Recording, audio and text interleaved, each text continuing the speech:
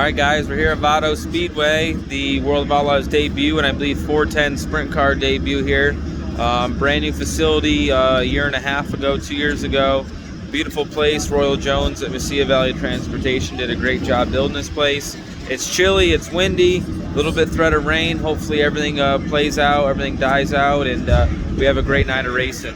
Hopefully we can build off the momentum we had at Paris and have a strong run tonight. We're about to have the drivers meeting. Tune into Dirt Vision, check out shopdgr.com, and have a good night, guys. And out next from Watertown, Connecticut, driving the Houston Speedway Billion Automotive, Jackson Motorplex High Performance Lubricants, JRC Transportation, number 2, David Gravel. David Gravel in car number 2, always a threat for a Slick Woody's Fast Qualifier Award. 2 wins this season, 7 top 5 finishes, and 8 top 10s. Led the series point standings for several weeks. Lap number 1 for David Gravel is 11th quick at a 12.640, 1.2640. Currently 3rd in the point standings, 22 points behind leader Brad Sweet and just 2 behind second place Carson Macedo. Second lap time for David Gravel is a 12.669. First lap better at 12.640 seconds. David Gravel is 11th fastest with 3 more qualifiers remaining.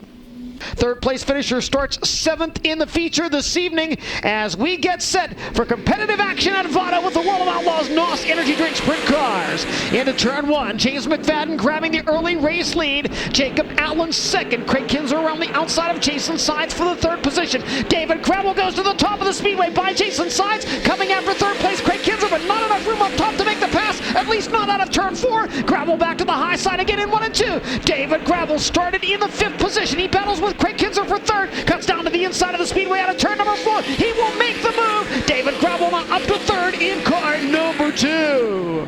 Look at David Gravel close the gap on 2nd place Jacob Allen. He only has 2 more laps to try to get by the Shark Racing 1A to advance to the Dirt Vision Fast Pass Dash from the inside of row number 3. Time is running out, but he is getting closer. White flag waving, 1 lap to go. May not be enough for Gravel, but still a valiant effort after poor qualifying for their performance here this evening. Checker flag in the air. It is James McFadden with the win. Jacob Allen 2nd, and quickly closing David Gravel 3rd. Craig Kinzer 4th. Jason Sides rounds out the top 5. Yeah, David, a good run there in the heat race puts you in a good spot for the feature later on tonight. You know, Vado Speedway Park, 3/8 mile racetrack, good banking. This has all the makings to be a really good racetrack here later on for the feature. Yeah, for sure.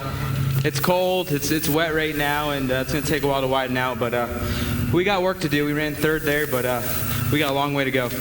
Yeah, David Gravel, usually, like you mentioned there, John, one of our best qualifiers tonight, did not have the best qualifying effort. Car looked fast in racing conditions, however.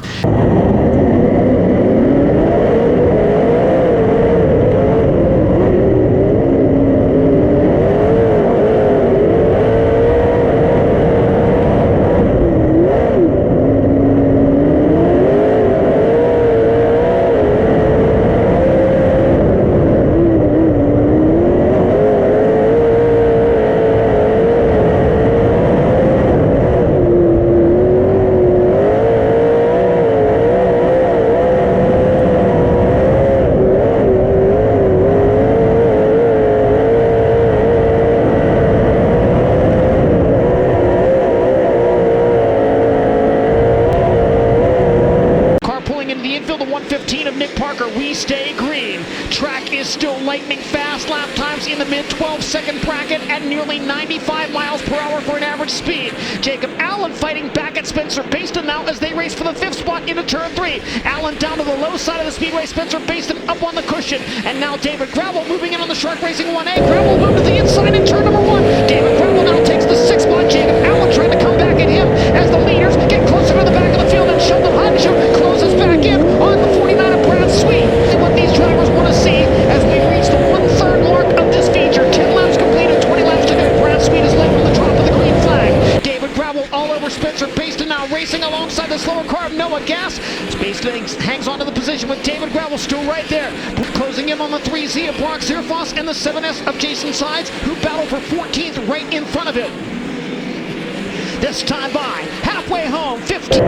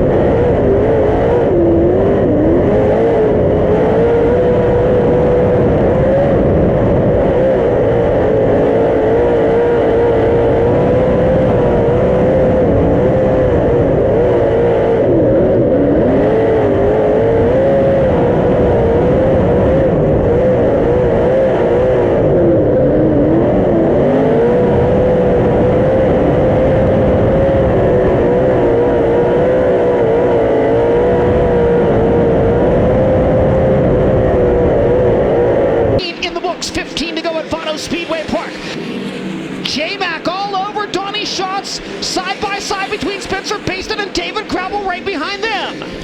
Sheldon Hodenshield has cleared the lap cars, continues his pursuit of race leader Brad Sweet. He is behind by 1.4 seconds, this time by 10 laps to go. Into turn number 3, Sheldon dives down low, but there's not enough room there, and Brad Sweet's victory drought ends at Vado Speedway Park. The Big Cat gets the job done. Sheldon Hodenshield second, Donnie Schatz third, James McFadden fourth, and David Gravel in fifth.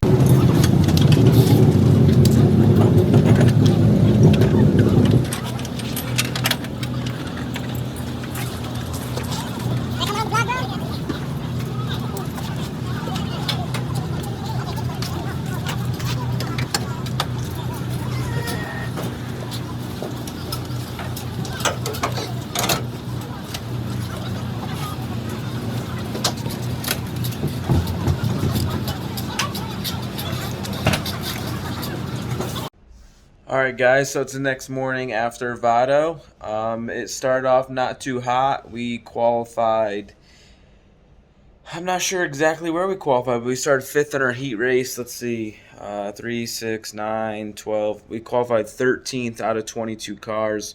Not ideal.